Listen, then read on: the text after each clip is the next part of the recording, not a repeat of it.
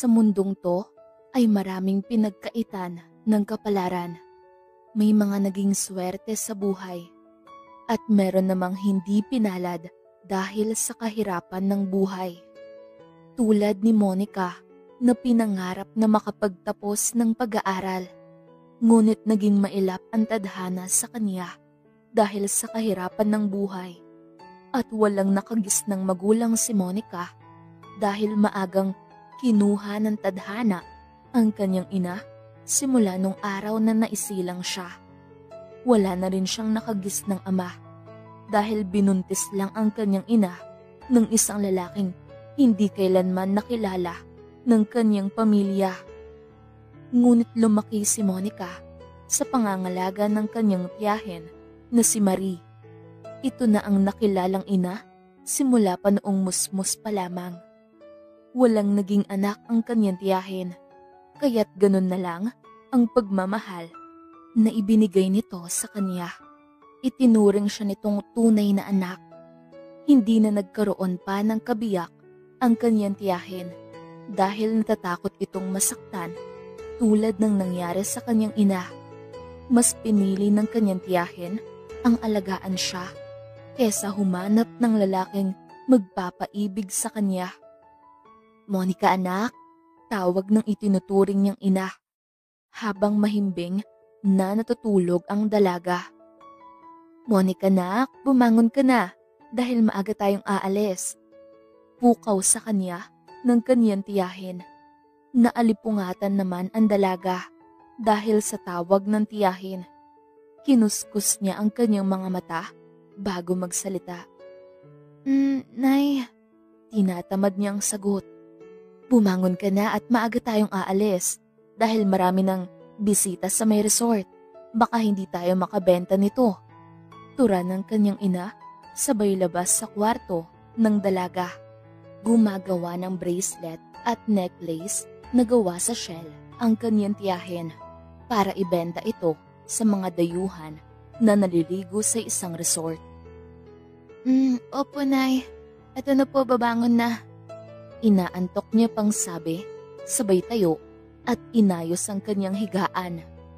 Matapos makapagligpit ng kanyang higaan si Monica, ay lumabas na siya ng kwarto at nakita niyang nagliligpit ng kanyang ibinibentang bracelet at necklace ang kanyang tiyahin.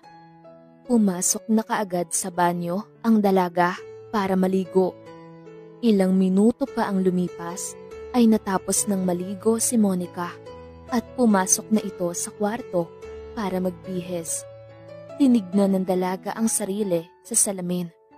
Nakikita niya ang sarili na malaki na ang pagbabago ng kanyang katawan. Mas lalong tumingkad ang kanyang kagandahan na animo, isang diwata sa ganda. Sinuklay ng dalaga ang mahaba at kulot nitong buhok. Bumagay naman sa angkin niyang kagandahan ang matangos nitong ilong at natural na pula nitong labi. Naku Monica, bilis-bilisan mo naman dahil tumatakbo ang oras. Tura ng tiyahin habang inaayos ang mga paninda nito. Opo, andyan na po, Nay.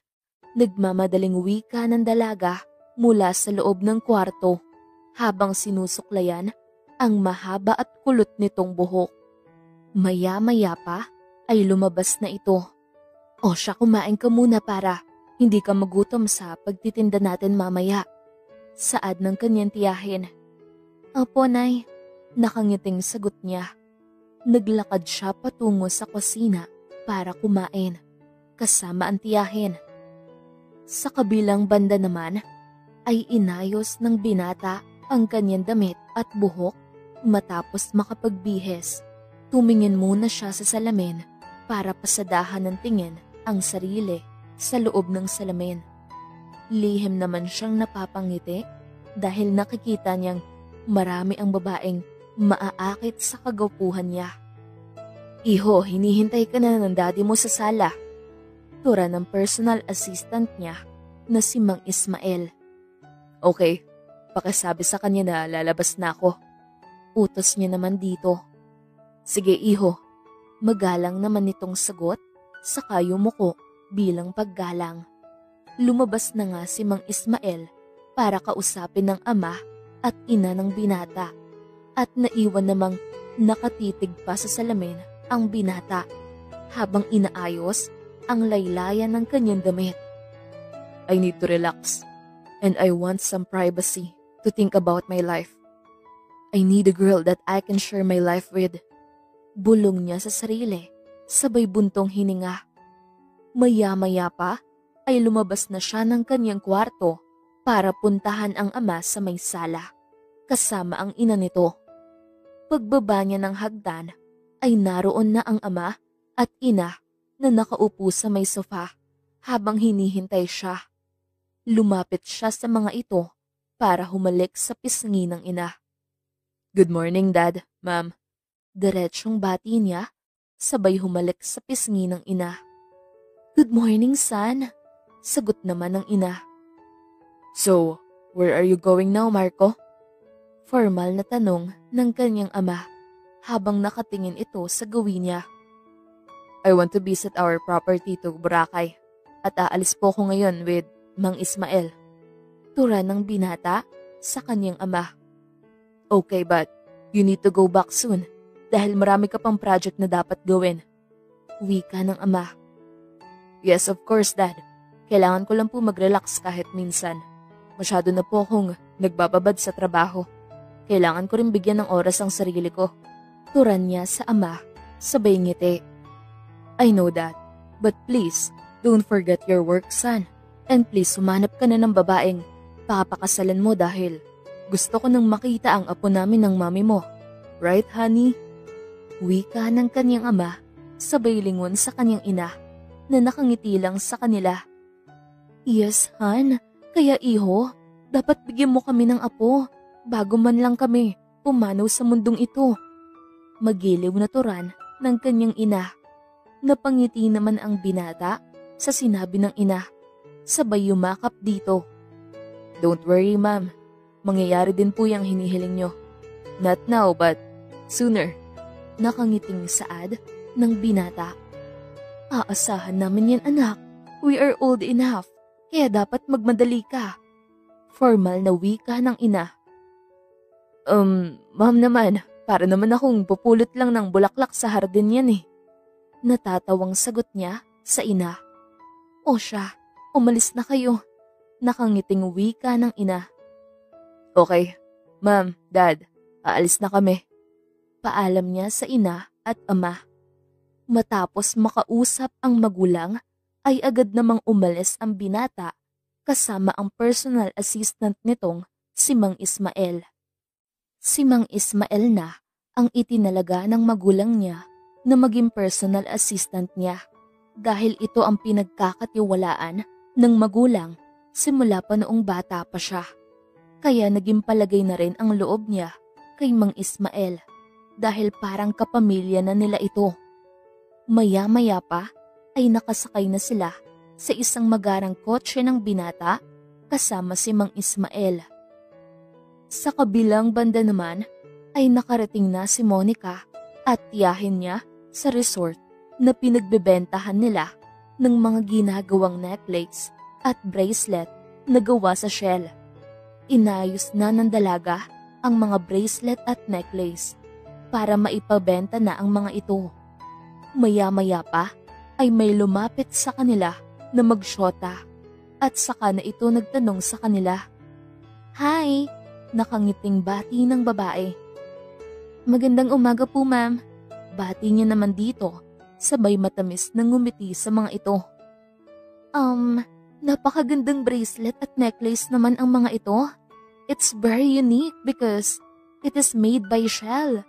Namamangha nitong wika, sabay hawak sa bracelet na gawa sa shell. Opo, ma'am. Gawa po yan ng nanay ko. Ipinagmamalaki niyang turan, sabay ngiti. Magkano nga pala ang bracelet na to? Tanong nito, sabay hawak sa isang bracelet. 100 po, ma'am. Nakangiti niyang sagot. Wow, really? Okay, sige, bibili ako ng 2. Masayang wika nito, sabay abot nito ng bayad sa kanya. Maraming salamat po, ma'am. Nakangiti niyang pasasalamat nang makuha niya ang bayad ng babae. Ngumiti lang ito at sabay umalis na silang dalawa ng syota nito. Nay, ang swerte talaga ng anak niyan to. Nakabenta ka agad. Masayang wika niya sa ina, sabay turo niya sa sarili. Oo na nga, ikaw na ang maswerte. Kaya nga kita dinala dito kasi alam kong ikaw ang lucky charm ko. Natatawang saad naman ng kanyang tiyahin. Natawa naman ang dalaga sa sinabi ng kanyang tiyahin at muling inayos ang mga bracelet at necklace. Lumipas ang ilang sandali ay marami na silang nabenta dahil maraming turista ang bumibili at namamangha sa mga gawang bracelet at necklace ng kanyang tiyahin at marami rin ang naliligo sa resort na ito. Anak, talagang maganda ang benta natin sa araw na to dahil maraming bumibili. Masayang palatak ng kanyang tiyahin. Oo nga po, Nay. Ang galing kasi ng ginawa mo, Nay. Nabibighanin sila sa mga gawa mo. Masayang wika niya, sabay tingin sa tiyahin. Binola mo pa ako. Nakangiti nitong sabi. Excuse me. Basag ng baritonong boses sa masayang pag-uusap nila ng tiyahin. Unti-unting napalingon sa pinanggalingan ng boses ang dalaga. At nang mapatangin siya dito, ay biglang bumilis ang tibok ng puso niya dahil para siyang nakakita ng isang anghel na bumaba sa lupa sa sobrang kakisigan nito na animo isang modelo sa isang bench magazine. How much is this? Sabay hawak sa bracelet. Anak, tinatanong ka. Gising sa kanya ng tiyahin sa pagpapantasya niya sa binata. Ho? Sorry po. Ito po ba? Nauutal niyang sagot sa binata. Yeah, how much is this? Tanong nito, sabay alis ng sunglass at tumitig sa kanya ng matiim. Ha? 100 po, sir. Nahihiya niyang sagot. Okay, I'll buy this. Agad nitong sabi, sabay abot nito ng bayad sa dalaga. Kinuha naman ito ng dalaga at matapos niyang makuha ang bayad ay walang ano-anong umalis ang binata kasama ang matandang lalaki na mukhang aliporas nito dahil dala ng matanda ang isang traveling bag. Hindi maalis sa isip ng dalaga ang napakagwapong muka ng binata, lalo na ang mga mata nito nang inalis ng binata ang sunglasses nito. Ang pogi naman ang isang yun. Nabubulol tuloy ako kanina. Siguro marami ng syota yun, lalo na at mayaman pa. Ay, sino ba naman ako? Walang lalaki ang magkakagusto sa isang tulad ko. Bulong niya sa kanyang sarili. Anak, tayo na at wala na tayong ibebenta pa dahil ubos lahat. Pukaw sa kanya ng tiyahin habang nililigpit ang mga gamit nito. Opo, Nay. Tanging sagot niya na lang. Natapos na nga sila at agad na silang umuwi ng tiyahin. Sa kabilang banda naman ay nakapasok na si Marco sa kanyang kwarto at inayos ang mga gamit nito. Nasa kabilang kwarto naman si Mang Ismael na assistant niya. Matapos maayos ng binata ang mga gamit, ay naisipan niyang mag-night swimming mamayang gabi dahil gusto niyang sulitin ang pagkakataon na manatili sa lugar na to. Naalala ng binata ang dalagang napagbilhan niya ng bracelet dahil hindi maalis sa isipan niya ang kakaibang ngiti na nasilayan sa labi ng dalaga. Napaka-inosente ng bawat ngiti niya na hindi nakakalimutan ng binata. Bakit hindi ko nakakalimutan ang ngiting yun? Tanong ng binata sa sarili niya. Sabay tingin sa labas ng building na pagmamay-ari ng pamilya nila. Makikita mo sa labas ng bintanang gawa sa salamin ang lawak ng dagat. Makikita mo rin ang mga taong masayang nagpipiknik sa tabing dagat. Maya-maya pa ay may kumatok mula sa labas ng pintuan ng kwarto ni Marco at agad niya naman itong binuksan at napagtanto niyang si Mang Ismael pala ang kumakatok. "Mang Ismael, ikaw po pala?" Takang tanong niya sa matanda. Pinuntahan kita. Baka kako gusto mong lumabas para mag-relax." Wika ng matanda sa kanya. "Sige po, sabay na tayong lumabas at samahan mo nga pala ako mamaya." Turan niya habang nagbibihis ng damit. "Saan naman iho?" Mahinang tanong nito. "Mag-night swimming po ako mamaya. Baka gusto niyo pong maligo." Saad niya dito. "Aba, pasensya ka na iho. Baka hikain ako sa lamig. Sasamahan lang kita pero hindi ako maliligo." Nakangiti nitong sabi. "Wala pong problema, Mang Ismael. Ako na lang po ang maliligo." Turan niya, sabay lakad nila palabas ng kwarto. Ngiti lang ang isinukli ng matanda sa binata at sabay na nga silang lumabas ng building para makalanghap ng sariwang hangin. Napatingin sa malawak na karagatan si Marco, sabay buntong hininga. Ngayon lang siya nakapag-relax ng ganito. Umupo sila ni Mang Ismael sa isang bakanting upuan na nakaharap sa malawak na karagatan. Ninanamnam ni Marco ang sariwang hangin habang nakatanaw sa malawak na karagatan. "I love this place. Nakakapagpa-relax ng pakiramdam. How about you, Mang Ismael?" Tanong niya naman dito habang nakatanaw sa kawalan. Itong lugar na to ang madalas namin puntahan ng ama mo noong siya pa ang namamahala sa kumpanya niyo." Wika ni Mang Ismael sabay tanaw sa malawak na karagatan. "Naalala ko pa nung bata ka pa, dito ka rin madalas na ipinupunta ng ama mo pag nagbabanding kayong mag-ama dahil madalas wala ang ina mo noon dahil minsan nasa ibang bansa ito para sa kanyang business." Kwento nito sa kanya. Napatingin naman ang binata sa gawin ni Mang Ismael. "Oo nga po. Buti at naalala mo pa ang mga yan, Mang Ismael." Natatawang tura ni Marco. "Aba, oo naman iho. Matalas pa ang memorya ko."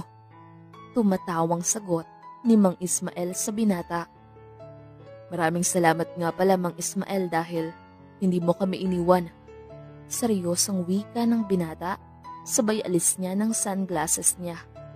"Ako nga dapat ang magpasalamat sa inyo, iho.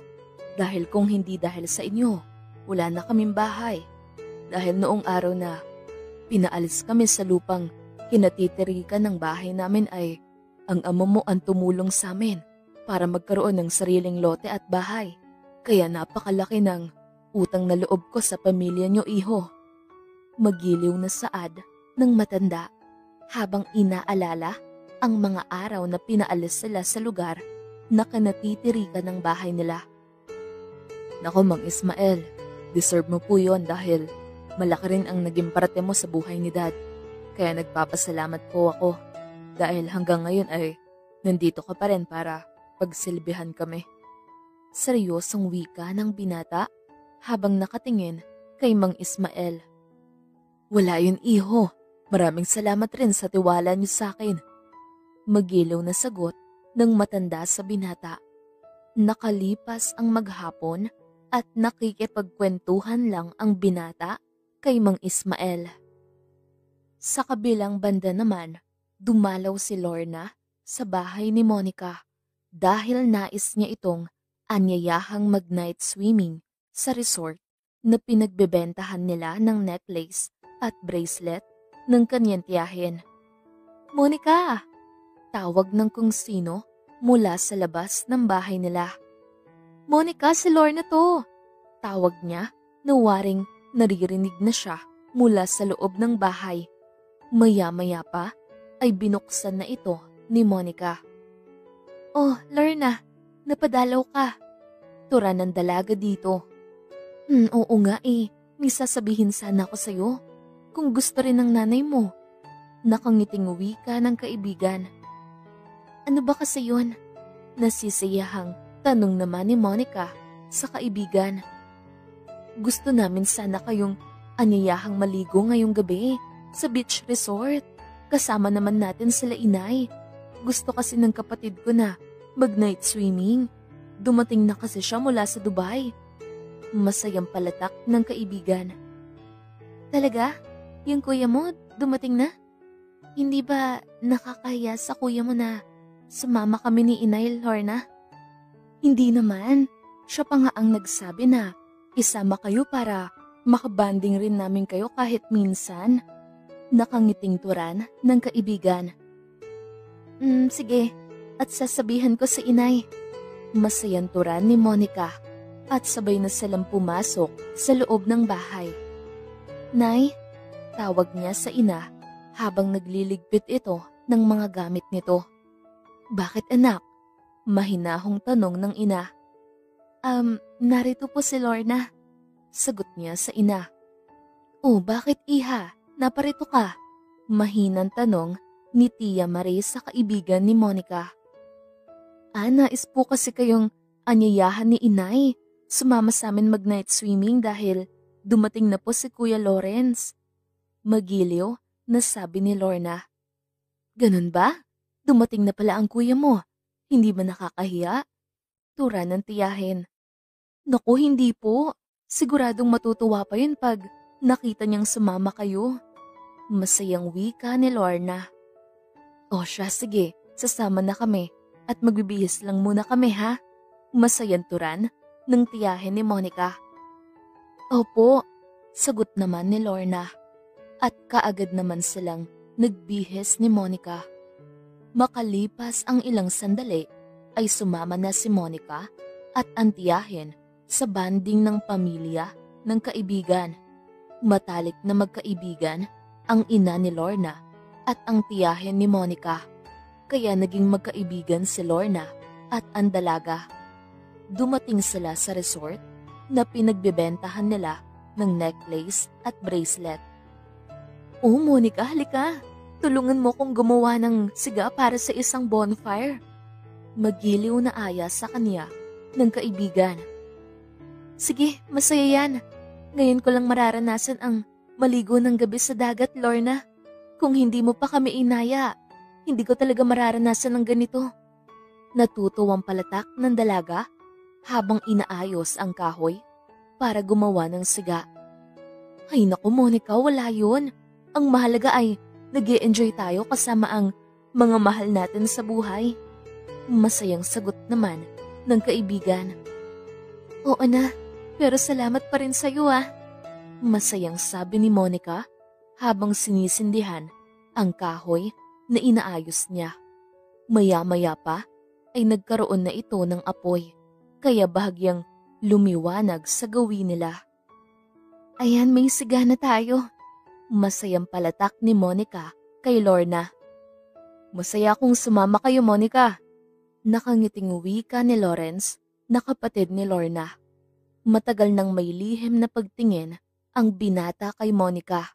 Ngunit hindi niya pa ito sinasabi sa dalaga dahil nahihiya siyang aminin kay Monica ang nararamdaman.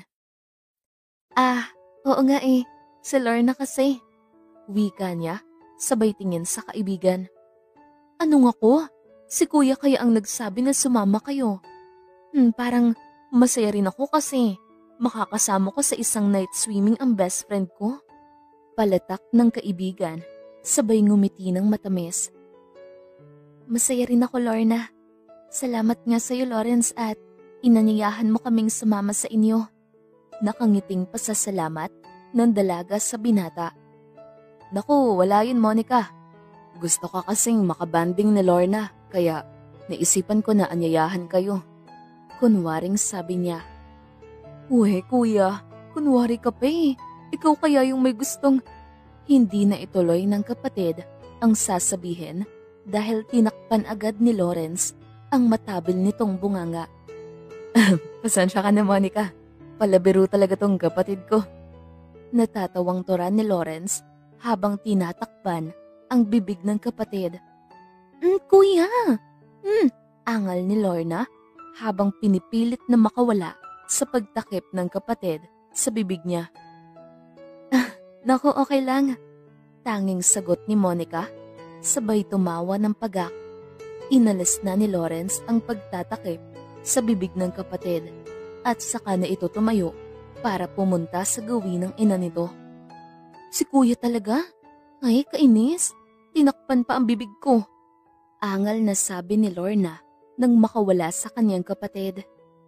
Ikaw kasi, ang ingay-ingay mo. Sita naman ni Monica sa kaibigan. Lumipas ang sandali ay naisipan ng dalaga na maglakad-lakad sa tabing dagat. Sa ilalim ng liwanag ng buwan, naliligo naman ang kaibigan at ang kuya nito kasama ang tiyahin niya. Habang tinatangay ng sariwang hangin ang buhok ng dalaga, ay dumadampi naman sa balat niya ang malamig na simoy ng hangin. Nasisiyahan ang dalaga habang nilalaro sa kanyang mga paa ang kulay puting buhangin. Pakiramdam ng dalaga ay nakakabigay sa kanya ng kasiyahan ang mga buhangin na inaapakan. Ngunit maya-maya pa ay napatingin ang dalaga sa di kalayuan. Napahawak siya sa kanyang labi nang makitang may lalaking lumulutang sa tubig sa di kalayuan. At agad na lumusong sa tubig ang dalaga patungo sa lalaking lumulutang sa dagat. Nang makalapit siya, ay agad niya itong hinawakan para iligtas ito sa maaaring kapahamakan. Ngunit bago pa man niya ito matulungan, ay agad itong gumalaw at iminulat ang mga mata nito sabay tingin sa kanya. At nagulat naman si Monica dahil buhay pala ang lalaking nais tulungan. Hey, what's going on? Takang tanong ng lalaki nang mapagtanto na hinawakan siya ng dalaga. Ha? Akala ko po kasi nalunod ka kaya gusto sana kitang iligtas. Mahinang wika ng dalaga. Napatawa naman ang binata sa tinura ng dalaga. No, I'm just relaxing my body by floating to this water. Actually, I am just enjoying my night. Turan ni Marco habang nakangiti sa dalaga. Tumingin ito sa dalaga ng matiim. Ganun po ba? Sige po, aalis na ako. Pagpapaalam ng dalaga. Wait, pigil ng binata sa nais na pag-alis ng dalaga. Napalingon naman ang dalaga sa binata nang may pagtatanong. I think I remember you. Ikaw ba yung nagbebenta ng bracelet na gawa sa shell? Tanong nito sa kanya. Ha? Oo, ako nga po yun. Sagot naman ng dalaga. Naalala ng dalaga na ito pala yung lalaking malaanghel sa kakisigan na bumili sa kanila. Yeah, ikaw nga. Well, I'm Marco. Pakilala nito sa sarili, sabay lahad ng palad nito. Nagpalingalinga ang dalaga sa malawak na karagatan. Talaga? Dito talaga? Ang tinutukoy ng dalaga ang pagpapakilala nila sa isa't isa. Of course, masama ba? I just wanna know you. Tura naman ng binata. Okay, sige. Ako nga pala si Monica. Pwede mo rin akong tawaging Monique. Sagot niya sa binata. Natuwa naman ang binata sa paraan ng pagpapakilala ng dalaga. Pwede ba katang makasabay maglakad-lakad sa tabing dagat? Tanong ng binata sa kanya. Hindi. Sagot naman agad ng dalaga. Sabay langoy pabalik sa tabing dagat. Napapangiti na lang si Marco habang tinitignan lumangoy paalis ang dalaga. Nakarating na ang dalaga sa tabi ng dagat. Bago pa man siya ay umalis, ay sumulyap muna siya sa kinaroroonan ng binata. Monica, akala ko ba ayaw mong maligo? Bakit basang-basa ka? Tanong ni Lorna nang makita siya nitong nakatayo lang sa tabing dagat at basang-basa.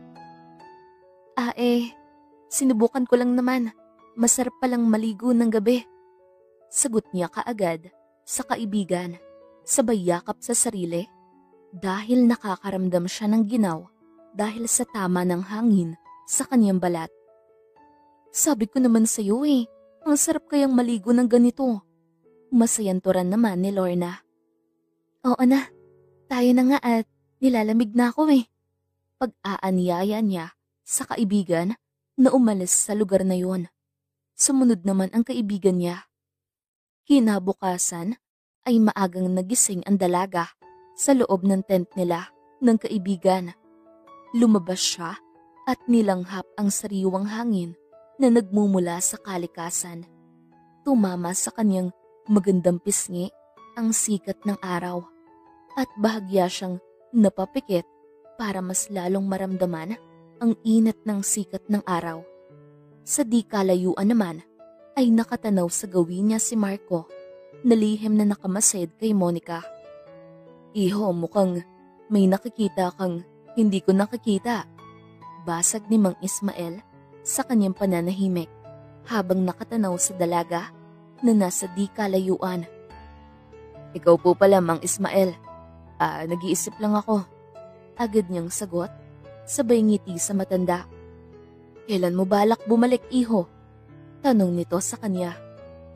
Maybe next week. Gusto ko munang ihanda ang sarili ko bago dumating ang araw na nasa company na naman ako. Turan niya. Buti naman kung ganun, iho. Para naman makapag-relax ka ng mabuti. Saad naman ng matanda kay Marco.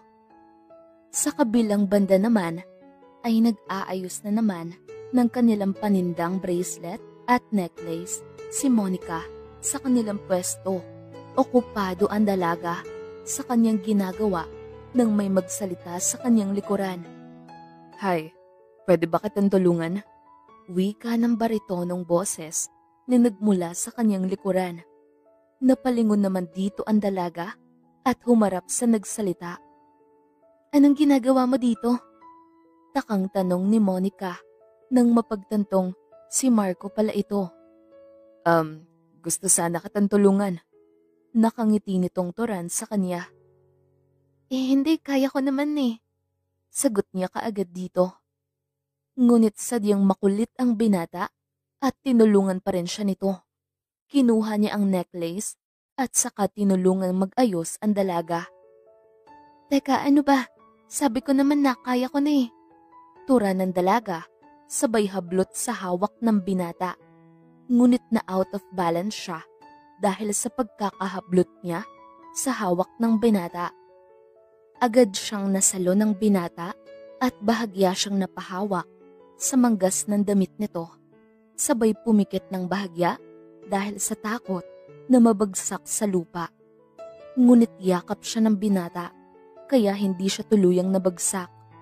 Unti-unting iminulat ni Monica ang kanyang mga mata nang mapagtantong hindi siya bumagsak at maramdaman na yakap siya ng binata.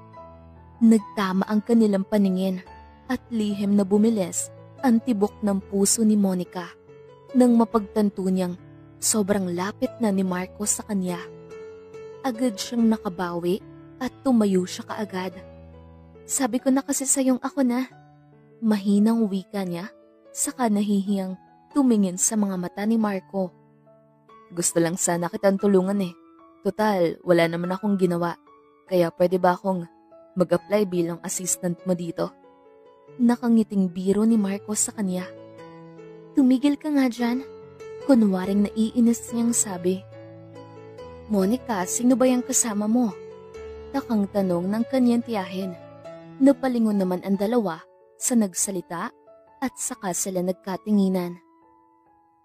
Nay, Hindi na ituloy ni Monica ang sasabihin dahil agad na nagsalita ang binata. Ako po si Marco. Ikinagagalak ko po kayong makilala. Wika ng binata, sabay lahad niya ng kamay sa ginang. Ganun rin ako, iho. Mukhang naligaw ka yata. Saad ng tiyahin. Nako po, hindi naman. Gusto ko lang po kasing makipagkaibigan sa anak niyo at tulungan po siya kaso ayaw niya po eh. Wika niya, sabay tingin niya kay Monica. Anak, nakikipagkaibigan lang pala siya. Bakit ayaw mo pa? Wala namang masama sa pagiging magkaibigan anak. Kumakamping saad niya sa anak. Pati ba naman ikaw, Nay? Walang nagawang sabi ni Monica. Sabay tingin sa binata. Natawa naman si Marco sa naging reaksyon ng dalaga. Sa araw ding iyon ay naging magkasundo ang dalawa dahil na rin sa kakulitan ng binata. Lumipas ang mga araw at naging malapit na rin si Marco kay Monica. Naging mas malalim pa ang nararamdaman ni Marco kay Monica. Madalas na rin silang nagkukwentuhan at nagkakasama sa pagbibenta ng bracelet at necklace ng dalaga. "Iho, tumawag ang daddy mo," wika ni Mang Ismael habang kakwentuhan si Monica. "Okay, I'll talk to him later," sagot niya kaagad sa matanda. "Sige, dito muna ako, iho," tura ni Mang Ismael sabay alis. Nakaupo naman si Monica sa may buhangin habang nakatanaw sa papalubog na araw. "Masaya akong nakilala kita, Monica. Sana hindi matapos ang gabing to na kasama ka," tura ni Marco habang seryosong nakaharap kay Monica. Napatingin naman si Monica kay Marco nang may pagtataka dahil sa mga sinasabi nito. "Bakit bigla ka yatang naging seryoso?" Nakangiting wika ni Monica. Wala lang. Sa sandaling nakilala kita, parang gusto ko laging kasama ka at nakakausap." Seryosong tura ni Marco sa dalaga. "Ganun ba? Hindi ka pa naman siguro aalis, 'di ba?" Malungkot na tanong ni Monica, sabay kagat sa ibabang labi. Hindi nakasagot agad ang binata. Hinawakan niya ang kamay ni Monica, sabay marahang pinisil ito. "Monica, babalik rin ako dito pag natapos ko na ang mga projects na dapat kong tapusin sa kumpanya." Wika niya, sabay tumitig ng matiim sa mata ni Monica. "Aasahan ko yan, Marco, at maghihintay ako sa pagbabalik mo." Malungkot na turan ni Monica. "I promise, hintayin mo ako ah," saad ng binata, sabay hawak sa pisngi ni Monica. "Monica, I love you." Mahinang bigkas niya, sabay unti-unting inilapit ang kanyang labi sa labi ni Monica. Hindi nakagalaw si Monica sa ginawang paghalik ni Marco sa kanya. Napapikit na lang siya sa sensasyong nadarama. Umabot siya sa puntong binigay niya ang lahat sa binata dahil sa sobrang pagmamahal na kanyang nadarama. Hindi na naisip ng dalaga kung hanggang saan hahantong ang pagmamahalan nilang dalawa. Nangako ang binata na muli siya nitong babalikan at umasa naman ng lubusan si Monica dahil mahal niya si Marco. 1 buwan ang nakalipas simula nang umalis si Marco. Hindi mapigilan ni Monica ang mag-isip ng hindi maganda dahil sa pag-alis ni Marco. Kahit alam niyang masasaktan siya, ay ipinagkatiwala niya ang lahat kay Marco. "Monica, bakit hindi ka pa nakabihis?" Takang tanong ng tiyahin nang makitang hindi pa nakabihes ang dalaga at nakatingin lang ito sa kawalan. "Nay, wala po kasi akong gana at masama po ang pakiramdam ko. Pwede po bang dito lang muna ako sa bahay?" Matamlay niyang turan sa tiyahin. "Naku anak, bakit may lagnat ka ba?" Tanong ng tiyahin, sabay lapit sa dalaga para tignan kung may sinat ang dalaga. "Hindi ka naman mainit at bakit ang tamlay-tamlay mo?" Takang tanong ng kanyang tiyahin sa kanya matapos siya nitong pakiramdaman. "Hindi ko po alam, Nay. Basta po, hindi po maganda ang pakiramdam ko. Nahihilo po ako." Matamlay niyang turan.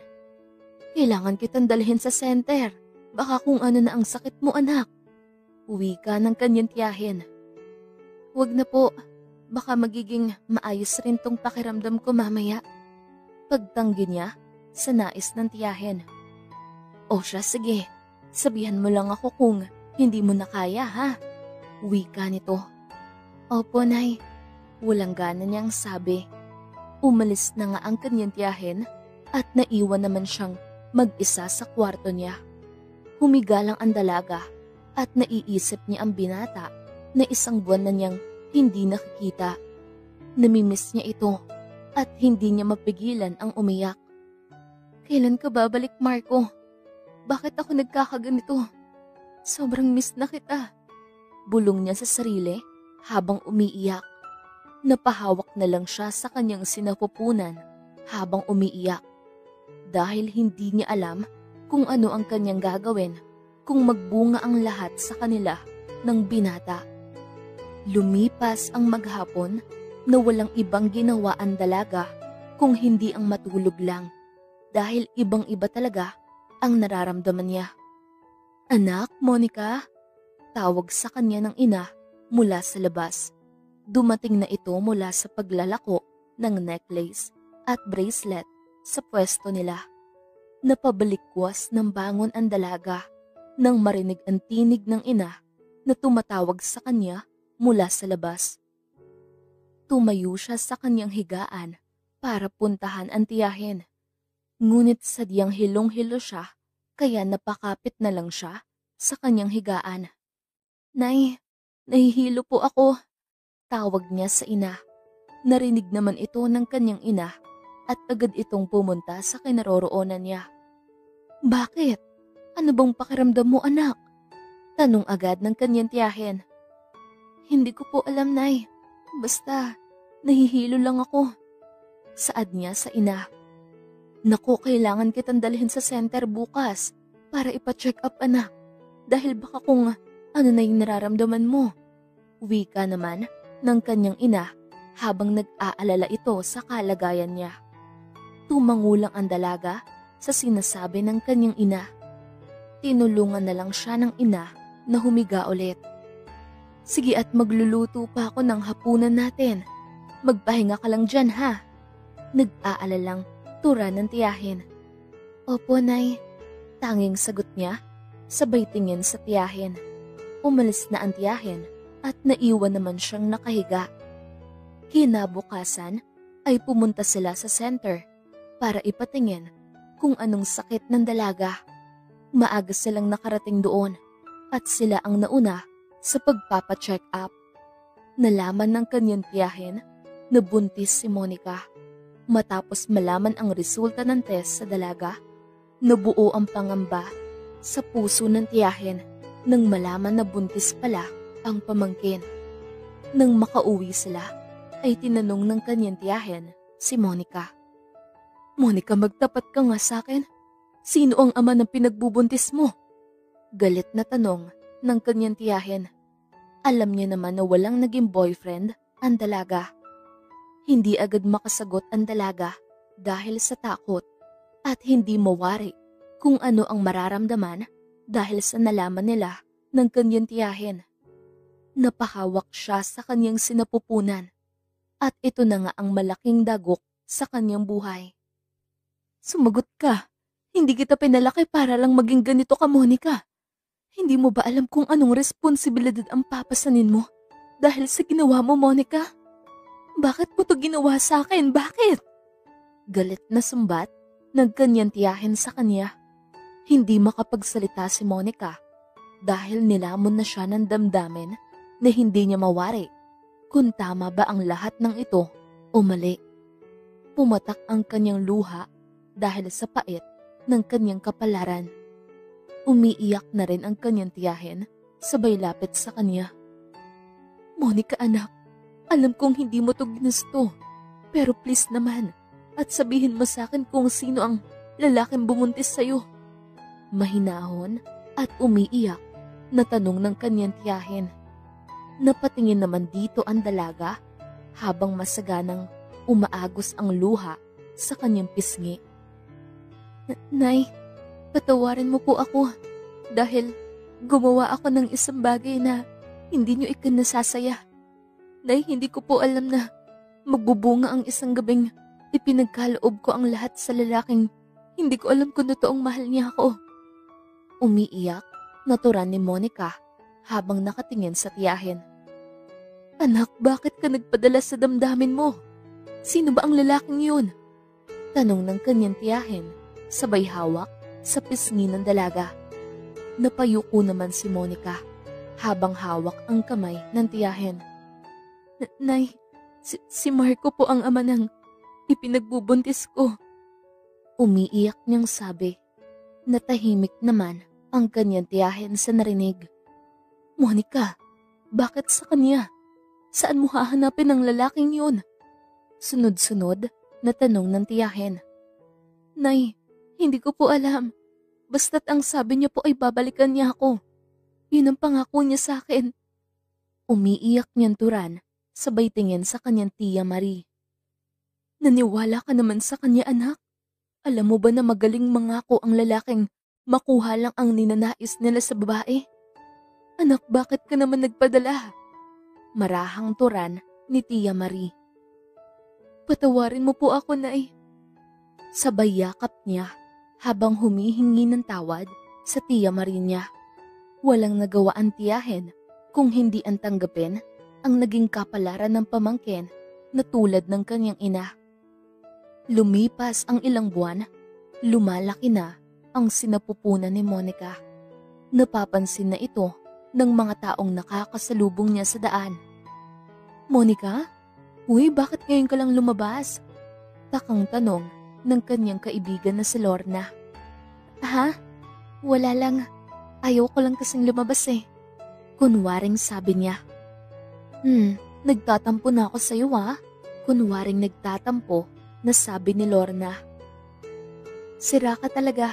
Huwag ka nga dyan. Teka, may bibilin pa ako eh. Saad niya, sabay iwas na nang mapansin nito ang nakaumbok niyang tiyan. Monica, teka nga. Pigil nito sa kanya, sabay hawak sa braso niya. Bakit? Ano ba yon? Kunwaring walang pakailam niyang sabi. Parang tumataba ka yata. Ano bang nakain mo at pati bilbil mo lumaki ng husto? Takang tanong ng kaibigan. Ayaw ni Monica na malaman ng kaibigan kung anong nangyari sa kanya, kaya gusto niyang umiwas dito dahil nahihiya siya. Ikaw ba naman ang nasa bahay lang? Kain lang ng kain ang trabaho. Ito na nga ang naging resulta. Kunwaring sabi niya sa kaibigan. Ganun ba? Ikaw huwag ka masyado magpataba, besh. Baka hindi ka na magustuhan ng kuya ko. Sige ka. Nakangiting biro nito sa kanya. Natawa naman si Monica sa biro nito at agad naman siyang nagpaalam sa kaibigan para hindi na humaba pa ang usapan nila. Nakaramdam ng ginhawa si Monica nang mapagtantong hindi pa nahahalata ni Lorna ang sinapupunan niya. Madaling lumipas ang mga araw at madali lang rin lumaki ang tiyan ng dalaga. Napahawak si Monica sa kanyang sinapupunan habang nakaupo sa may upuan sa may tapat ng bintana. Anak, malapit na kitang maisilang pero hindi pa rin bumabalik ang ama mo. Kinalimutan na yata ang pangakong sinabi niya sa akin bago siya umalis. Pero huwag ka mag-alala anak at bubuhayin ka namin ni inay. Hinding-hindi ka namin pababayaan at lagi lang kaming nandito para sa iyo. Mahinang bulong niya sa kanyang sinapupunan, sabay haplos nito ng may pagmamahal. Monica? Monica! Tawag ng mula sa labas ng pintuan nila.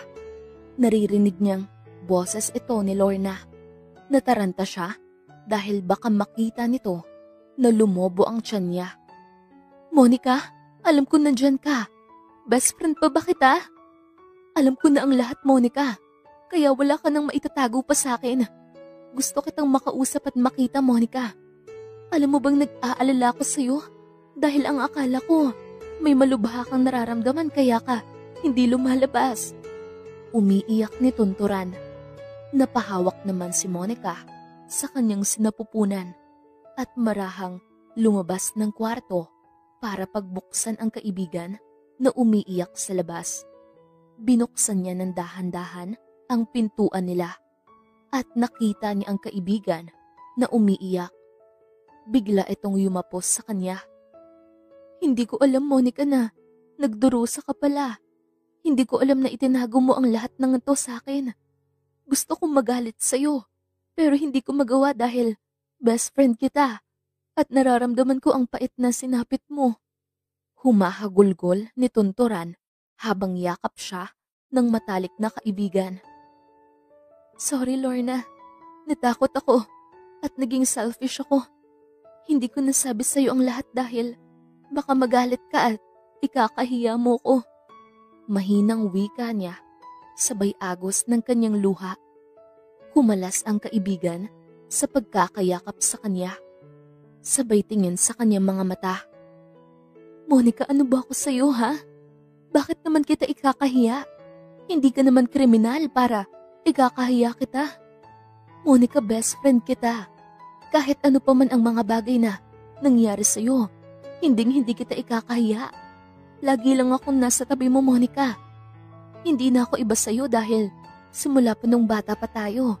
Tayo na ang magkasama hanggang ngayon.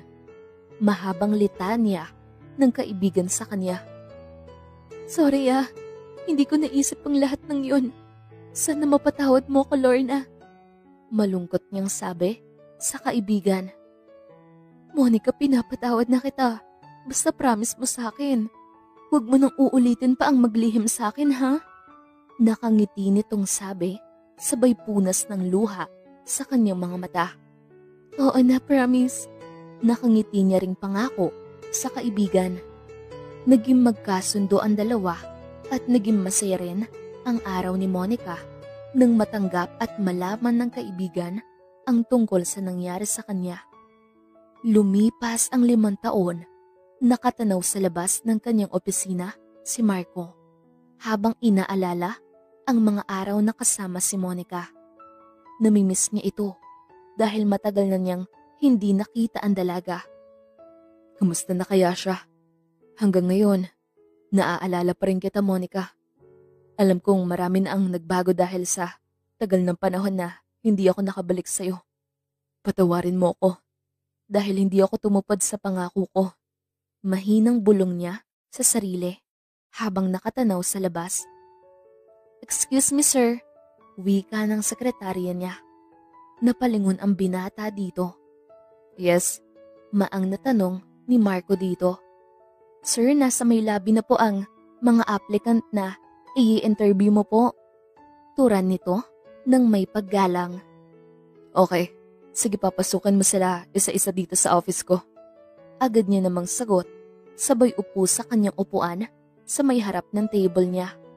Lumipas ang ilang minuto ay may kumatok sa kanyang pinto mula sa labas.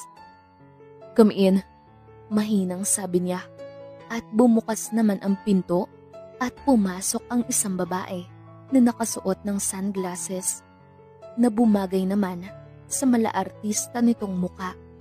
Napakaganda ng hubog ng katawan nito na animo isang modelo sa ganda ng kurba ng kanyang bewang. Good morning, sir.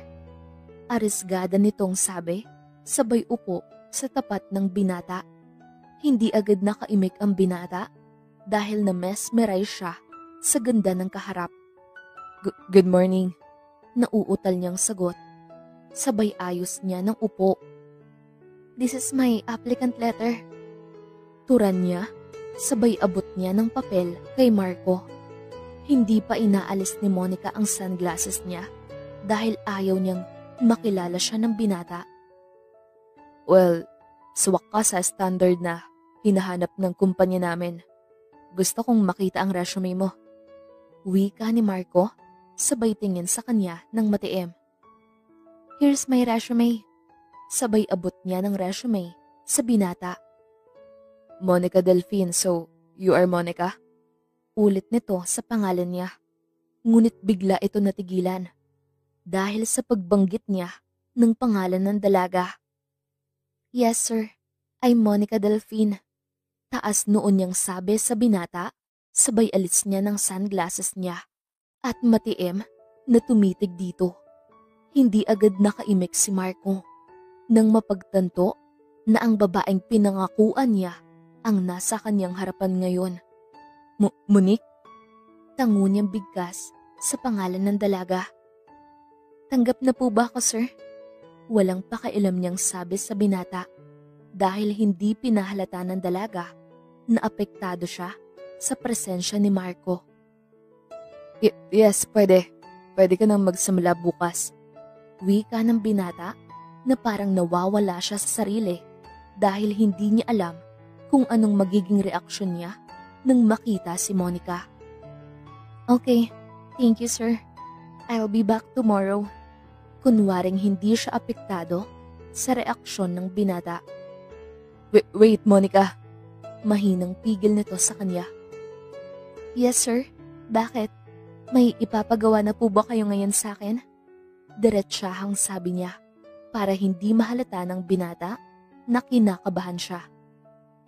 No, wala naman kasi hindi na ituloy ni Marco ang sasabihin dahil agad na nagsalita si Monica.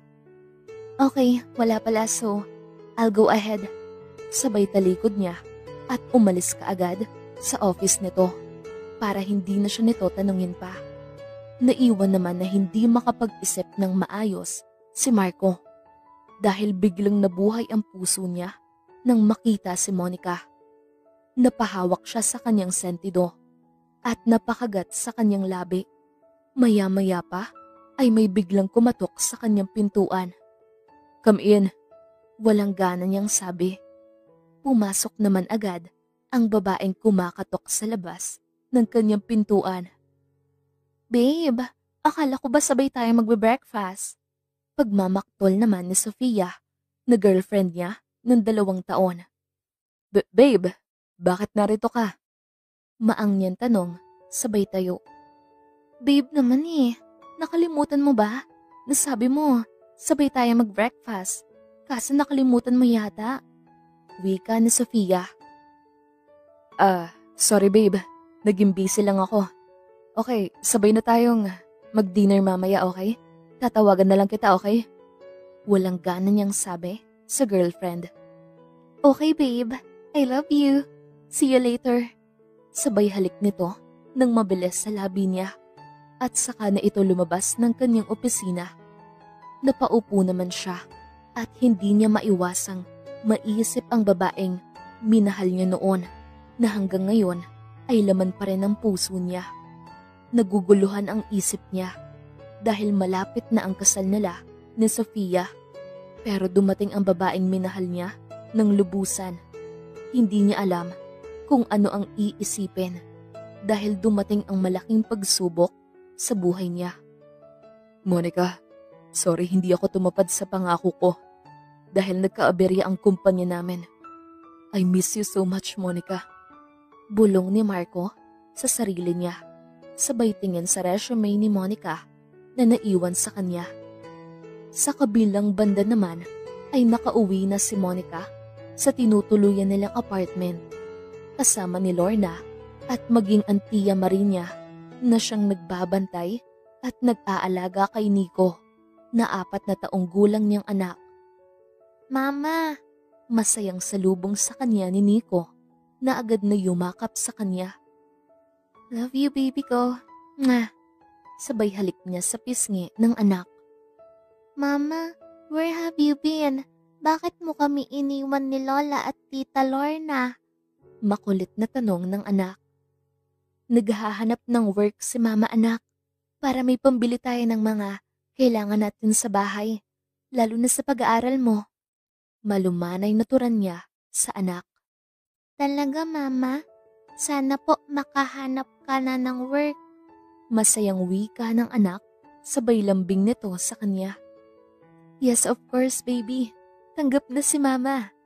Masaya niyang balita sa anak habang rinig naman ni Lorna at ng tiyahin ang sinabi niya. Yay! Sabay palakpak ng anak na sabi nito. Talaga ba Monique? Tanggap ka na? Hindi makapaniwalang tanong ng tiyahin. Opo, Nay. Alam mo po ba kung sino ang nakaharap ko kanina?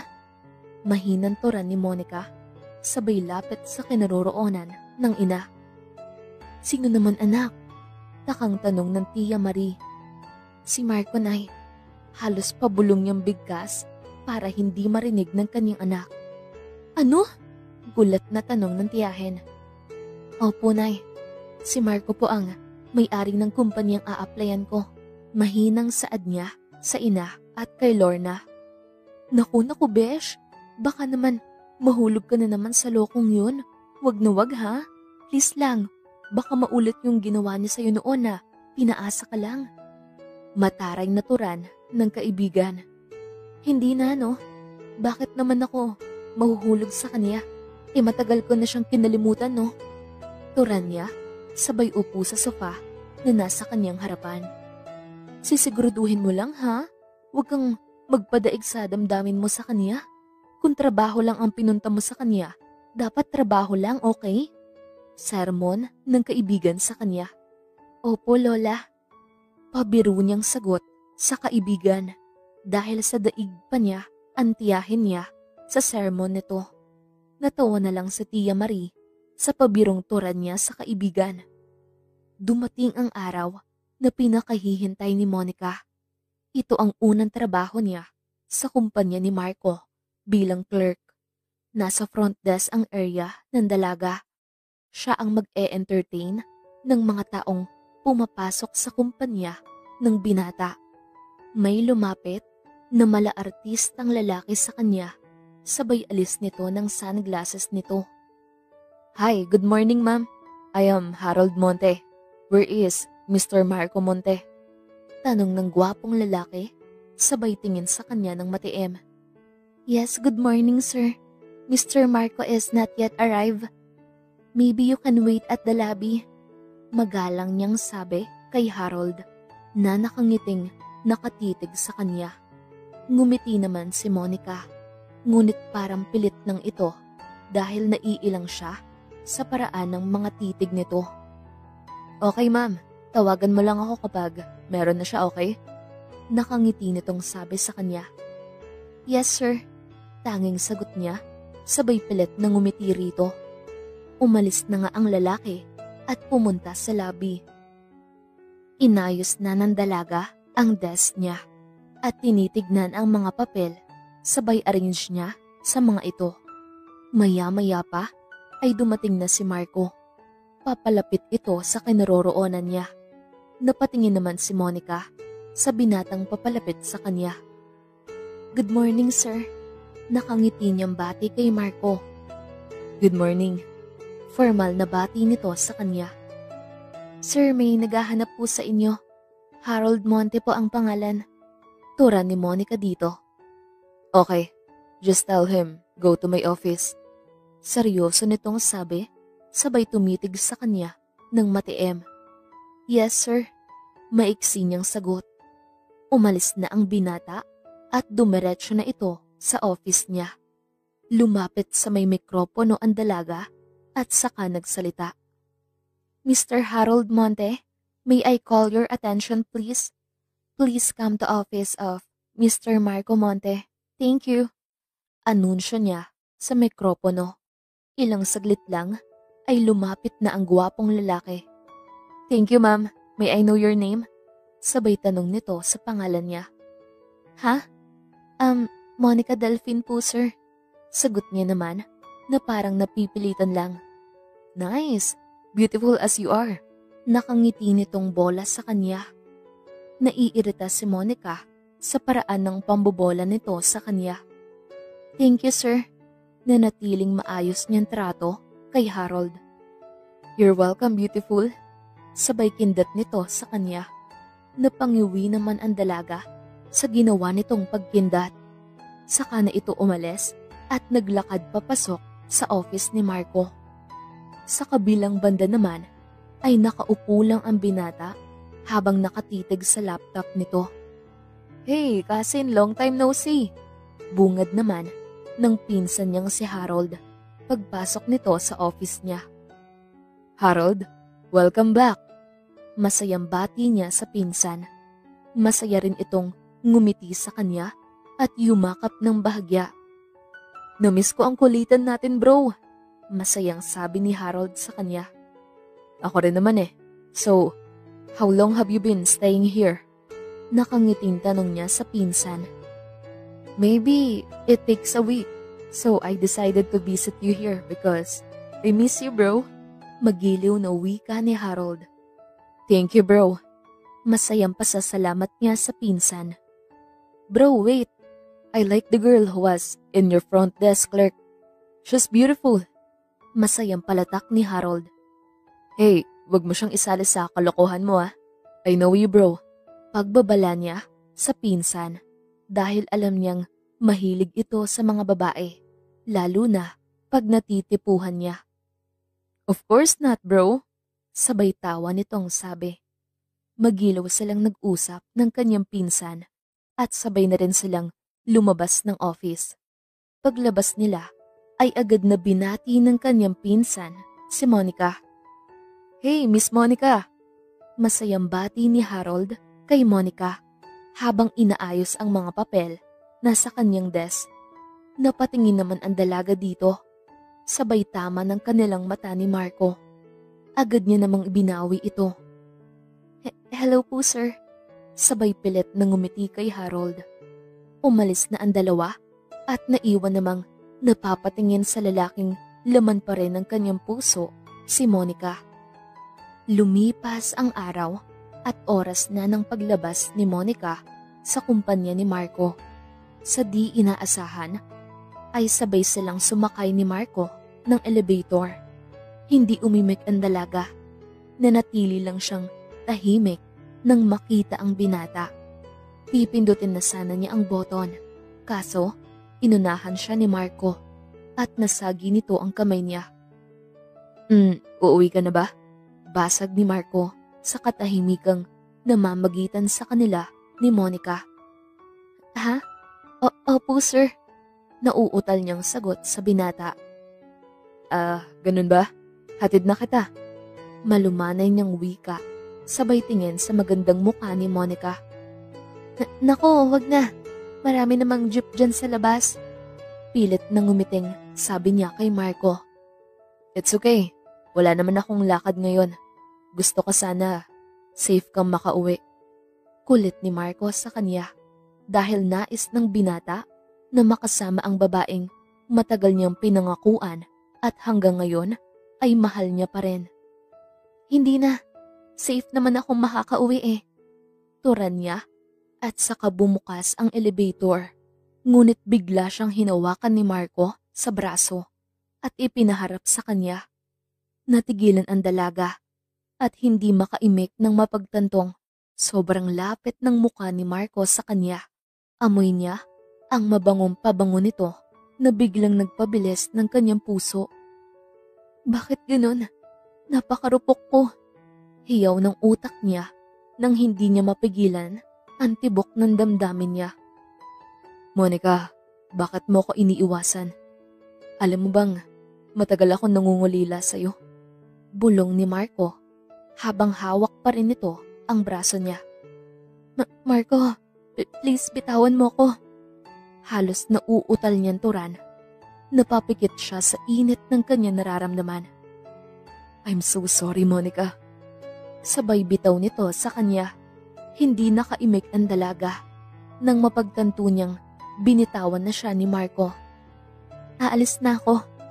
Halos pabulong niyang sabi. Sabay labas na ng elevator.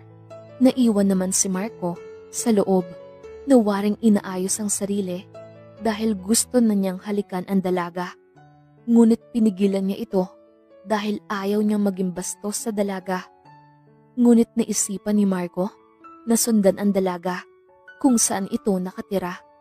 Kaya sinundan niya kung saan bababa si Monica. Medyo malayo ang distansya niya sa sinasakyan jeep ng dalaga para hindi niya ito mahalata na sinusundan siya. Ilang minuto rin ang biyahe nila at nakarating sila sa isang bahay na may kalakihan rin. Inihinto ni Marco ang sasakyan sa di kalayuan para hindi siya nito mapansin. Pagbaba ni Monica ng sasakyan ay may isang batang lalaki ang sumalubong dito. Ibinaba ni Marco ng konti ang salamin ng sasakyan para mas maaninag niya ang batang yumakap kay Monica. Mama, mama! Sigaw ng bata, sabay masayang yumakap kay Monica. Napansin rin ni Marco ang matandang babae na umalalay sa batang lalaki. May anak na pala siya. Bakit wala yung asawa niya? Bulong ni Marco sa sarili. Isinara niya ang salamin dahil baka mapansin siya ng mga ito. Pumasok na sila sa loob ng bahay nila at umalis na rin si Marco nang mapagtantong wala na sila sa labas ng bahay. Pagdating niya sa mansyon ay humiga agad sa kama si Marco. Napapaisip siya dahil parang may kung anong kirot ang tumusok sa puso niya nang mapag-alaman na may anak na si Monica. Napukaw ng tawag sa cellphone ang pag-iisip ni Marco. Hindi niya gustong sagutin ito dahil abala siya sa pag-iisip kay Monica. Ngunit sadyang makulit ang tumatawag, kaya sinagot niya ito. "Babe, bakit ang tagal mong sinagot?" Ines na tanong ng nasa kabilang linya. "I'm sorry, may ginagawa kasi ako." Kunwaring sabi niya. "I miss you, babe. Gusto kitang makita at makasama." Maarte niyang turan sa kabilang linya. "Sorry, babe. Naging busy lang ako sa company." Turan niya habang walang gana na humiga sa kama. "I'll go with you, babe. Baka namimiss mo na rin ako." Paglalambing na Sofia sa kanya. "Of course, babe. I miss you." Kunwaring sabi niya para hindi ito maghinala sa kanya. "Okay, tomorrow pupunta ako sa office mo, okay?" Turan nito sa kabilang linya. But hindi na natuloy ng binata ang sasabihin dahil agad na nagpaalam sa Sofia sa kabilang linya. "Bye babe, I love you." Turan nito, sabay putol nito ng linya. Hindi alam ni Marco kung anong gagawin dahil naguguluhan siya. Paano niya sasabihin kay Sofia ang tunay niyang nararamdaman? Mahal niya pa rin si Monica. Hindi niya kayang makasama habang buhay ang babaeng hindi naman laman ng puso niya. Kinabukasan ay maagang dumating si Marco sa company at tinignan ang pwesto ni Monica kung nandun na ba ito. Ngunit wala pa ang dalaga, kaya't nagpatuloy na siya sa kanyang office. Inayos niya ang lahat ng papers na nasa kanyang desk. Ilang sandali pa ay nakita niya sa monitor si Monica. Nakakarating lang nito, sabay ayos ng mga gamit nito. Lumabas muna sandali si Marco dahil nais niyang makausap ang dalaga. Pagdating niya sa kinaroroonan ni Monica, lumapit siya kaagad dito. "Monica, maaari ba kitang imbitahin kumain sa labas mamaya pag out mo?" Tanong ni Marco sa dalaga. Hindi nakaimik ang dalaga at nanatili siyang nakatingin sa binata. Bakit po?" Nauutal niyang tanong, sabay iwas niya ng paningin sa binata. Gusto lang kitang makausap." Turan ni Marco sa kanya. Okay po." Sagot ni Monica kay Marco. Lumiwanag ang muka ng binata sa sagot ng dalaga. "Okay, sabay na tayong lumabas mamaya." Nakangiti niyang sabi. Tumangulang si Monica, sabay ayos niya ng desk niya. Umalis na rin si Marco para bumalik sa office niya. Nakarating na si Sofia sa kumpanya ni Marco at saka siya pumasok at lumapit sa front desk, sabay mataray na tumingin kay Monica. "Good morning, ma'am." Bati ni Monica dito. "I want to talk to my fiancé." Walang gatol ni Tunturan, sabay mataray na tumitig sa kanya. "Sino po ba ang fiancé mo, ma'am?" Mahinang tanong ni Monica kay Sofia. "Baguhan ka ba dito?" "Never mind." Inis nitong sabi, sabay alis at dumiretso sa office ni Marco. Napatingin naman si Monica sa babaeng papasok sa office ni Marco. "Hi!" Bati naman ni Harold sa kanya habang papalapit ito sa kinaroroonan niya. "Good morning po, sir." Formal niyang bate, sabay tipid na ngumiti dito. "You're beautiful." Walang gatol ni Tunturan, sabay lapit sa kanya. "Ha? Salamat po. Ano po ang kailangan nila?" Pasasalamat at formal nitong tanong sa kanya. "I just wanna see you." pwede ka ba mamaya? Biglang seryoso nitong tanong sa kanya. Pasensya na po sir. Hindi po ako pwede mamaya, may pupuntahan po kasi kami ni Sir Marco. Wika niya, sabay tumingin dito. Bahagyang nalungkot ang binata sa sinabi ni Monica. Why? Saan ba kayo pupunta? Interesado nitong tanong sa kanya. Hindi ko po alam sir. Sagot niya kaagad. Stop calling me sir. Pwede Harold na lang. Turan nito, sabay tumitig ng malamlam sa kanya. Okay po. Maikli niyang sagot. Lumabas na sa office si Marco, kasabay si Sofia na kanyang girlfriend. Hey, what are you doing here? Tanong ni Marco sa pinsan, sabay tingin kay Monica. I'm just talking to Miss Monica. Gusto ko sana siyang anyayahang lumabas.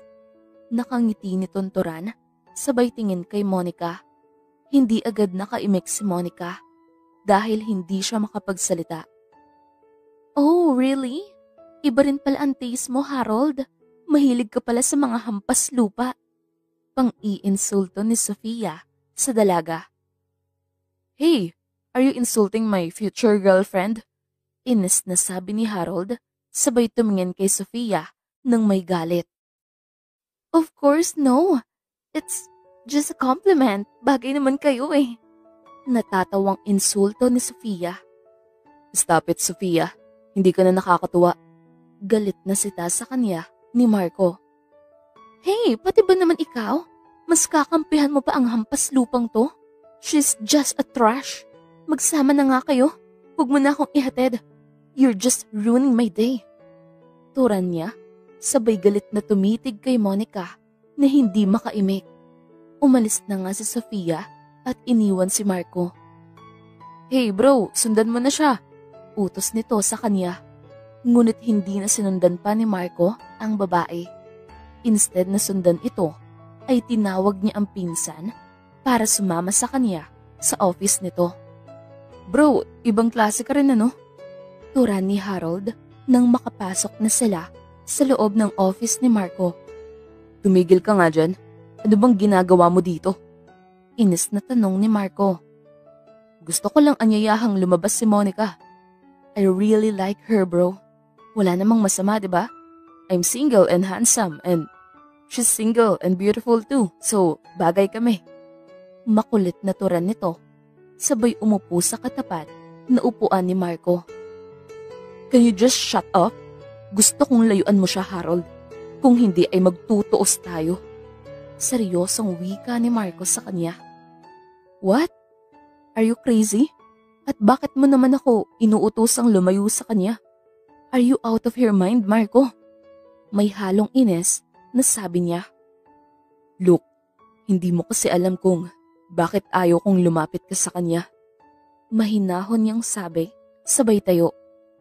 But why? Hindi mo naman siya girlfriend, right? Kasi meron ka ng fiancé. Malapit na kayong ikasal, so bakit parang mas concern ka pa kay Monica kaysa sa girlfriend mo? Takang tanong nito. No, Monica is my long-lost girlfriend. Iniwan ko siya noon kaya gusto kong makabawi sa kanya dahil siya ang mahal ko. Halos pasigaw niyang wika sa pinsan. Wait, mas malala ka pala sa akin eh. At paano nangyari yun? Paano na si Sofia? Naguguluhang tanong ni Harold sa kanya. I can explain to her, pero gusto ko munang magkaayos kami ni Monica. I love her a lot, bro. Seryosong tura ni Marco, sabay hawak sa kanyang batok na animo hindi niya alam kung anong gagawin. Okay, I'm out. Sabay walang pakialam na bulas ni Harold dahil ayaw na nitong makinig pa sa mga nais niyang sabihin. Ilang oras rin ang lumipas at maagang tinapos ni Marco ang lahat ng pinirmahang papeles. Lumabas na siya para puntahan si Monica na naghihintay na sa may lobby. Nakaupo lang ito habang nakatingin sa cellphone nito. Hi, bati niya. Hello po sir. Sagot nito kaagad nang makita siya nito. Let's go. Turan niya, sabay ngumiti ng matamis sa dalaga. Pilit na ngumiti rin ang dalaga sa binata at sakan sila sumakay sa kotse at umalis. At wala silang naging imikan ng binata hanggang sa dumaan sila sa isang gasoline station para magpagas ng sasakyan si Marco. Lumipas ang ilang sandali ay nakarating na sila sa isang malayong resort na madalas puntahan ng binata pag nais niyang mapag-isa. Napapikit ang dalaga dahil sa ganda ng lugar na dinalhan sa kanya ng binata. Naalala niya tuloy ang mga araw na nasa Boracay pa sila. Na-excite ang dalaga na lumabas ng kotse. Wow, ang ganda naman dito. Nasisiyahang wika niya, sabay masayang ngumiti sa binata. Yeah, ikaw pa lang ang dinala ko sa lugar na to. Turan niya habang masayang pinagmamasdan ang dalaga na natutuwang tumingin sa napakalawak na karagatan. Napahinto ang dalaga sa tabing dagat at humarap sa binata. Bakit mo nga pala ako dinala dito? Mahinang tanong niya sa binata. Lumapit naman si Marco kay Monica, sabay tumitig sa mga mapupungay nitong mata.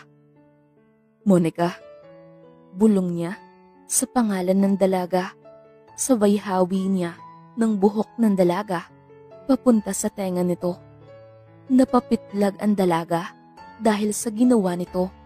Bahagyang lumayo ang dalaga, saka humalakip-kip at tumanaw sa malawak na karagatan. Ano ba yun, sir? Tanong nito. Pwede bang tawagin mo na lang ako sa pangalan ko, Monica? Turan niya, sabay lapit sa tabi ng dalaga. Okay, sige. Ano ba yung gusto mong sabihin sa akin, Marco? Tanong niya kaagad dito.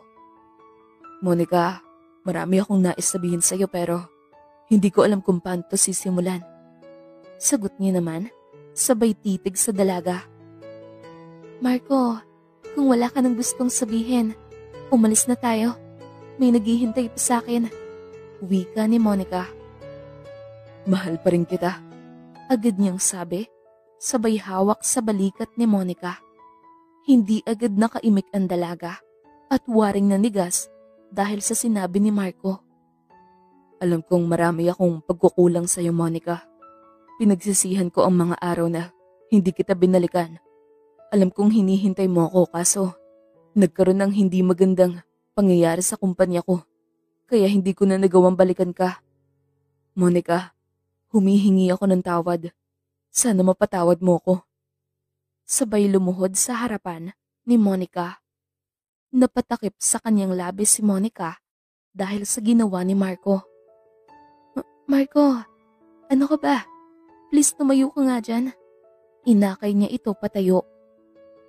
Tatayo ako dito pag pinatawad mo na ako. Pagmamatigas niya dahil gusto niyang bumalik sa kanya si Monica. Marco, ano ka ba? Nakakahiya, pinagtitinginan nila tayo oh. Habang palingalingan niyang sabi. Sabihin mo munang mahal mo pa rin ako bago ako tumayo. Seryosong sabi ng binata. Hey, ano ba? Marco naman eh. Nahihiyang wika ni Monica habang hindi alam kung ano ang gagawin. Come on please, say that you love me. Utos niya sa dalaga. Walang nagawa si Monica kung hindi sagutin ang sinasabi ng binata. Oo na, mahal kita. Halos lutang nitong sabi para lang tumayo si Marco. Para namang hindi galing sa puso yan eh. Mahal mo pa rin ba ako? Nagsusumamo niyang tanong sa dalaga. Oo Marco, mahal pa rin kita. Mahina, ngunit sincere niyang sabi. Pwede bang pakilakasan? Hindi ko kasi marinig. Kunwaring sabi ni Marco. Ikaw talaga, mahal pa nga kita. Halos pasigaw niyang wika. I love you so much, Monica. Gusto kong ikaw yung babaeng pakakasalan ko at makasama habang buhay. Turan niya habang hawak ang magkabilang pisngi ng dalaga. Hindi na nakaimik ang dalaga dahil sa tuwang nararamdaman. Unti-unting dumadaloy ang luha sa kanyang pisngi dahil sa galak na nadarama ng kanyang puso. Niyakap siya ni Marco upang iparamdam kay Monica ang buong pusong pagmamahal sa kanya. Monica, mamahalin kita hanggang dulo, kahit may anak ka na. Ituturing kong parang tunay ko tong anak. Turan niya sa gitna ng pagyakap sa dalaga. Napakalas si Monica sa tinuran ni Marco at napatitig ito sa mga mata ni Marco. Marco, may dapat kang malaman. Napayuko niyang sabi, sabay harap sa malawak na karagatan. Ano ba yun, mahal ko? Malambing nitong tanong, sabay yakap sa kanyang likuran. Alam mo ba na, bago ka umalis, nagbunga ang isang gabing nangyari sa atin. Alam kong mahirap paniwalaan ang sinasabi ko dahil minsan lang yun nangyari. Wika niya, sabay kalas sa pagkakayakap nito. Saka humarap sa binata. Hindi nakaimik si Marco. Nanatili lang siyang nakatitig sa maamong muka ng dalaga. Hindi ko sinabi sa'yo ang lahat dahil natatakot ako na baka hindi ka maniwala. Turan niya, ngunit bigla siyang hinalikan ni Marco nang may buong pagmamahal at excitement. Monica, totoo ba ang lahat? Anak ko ba talaga yung batang yun? Kaya pala, napakagaan ng pakaramdam ko sa kanya at para bang nasasabik akong yakapin siya nung makita ko siya. Masayang wika ng binata, sabay titig sa mga mata ni Monica. Oo, Marco, hindi ako nagsisinungaling. Anak mo si Nico at kailanman ay wala kang naging kapalit sa puso ko, sabi ni Monica. I love you, Monica. Masayang wika ni Marco, sabay niyakap ng buong puso si Monica. Nagdaan ang mga araw, nasa kanyang office si Marco habang nakatingin sa laptop nito. Napahinto siya sa kanyang ginagawa nang may biglang kumatok sa pinto ng office niya. Come in, wika niya habang nakatingin sa monitor ng laptop nito. Bumukas naman ang pinto at inilabas dito si Sofia na galit. What's going on? Takang tanong niya dito nang mapagtanto niya ang galit sa mga mata nito. Mabilis itong lumapit sa kinaroroonan niya. What's the meaning of this? Halos pasigaw nitong wika. Tinignan naman ni Marco ang itinapon nitong envelope sa mesa niya. Binuksan niya ito nang walang imik at nakita niya ang mga larawan nila ni Monica na nagyayakapan sa tabi ng dagat. I will explain. Turan niya, sabay tayo para lumapit kay Sofia. No, stop right there. Now I knew it, why I hated that woman so much. Just because you have a secret affair with her. You're such a foolish. Sigaw ni Sofia habang umiiyak. Sofia, I'm so sorry. I never meant to hurt you. Monica is my past girlfriend, and I never told you before, just because I don't want to hurt you. Pagsusumamo niyang turan. No, you are such a liar. Hiyaw nito, sabay takbo palabas ng office. Sofia, please. Ngunit hindi na nakinig pa ang babae at tuloy-tuloy na itong umalis at padabog na isinara ang pinto ng kanyang office. Hindi agad nakagalaw si Marco dahil sa nangyari. Napahawak na lang ang binata sa kanyang sentido.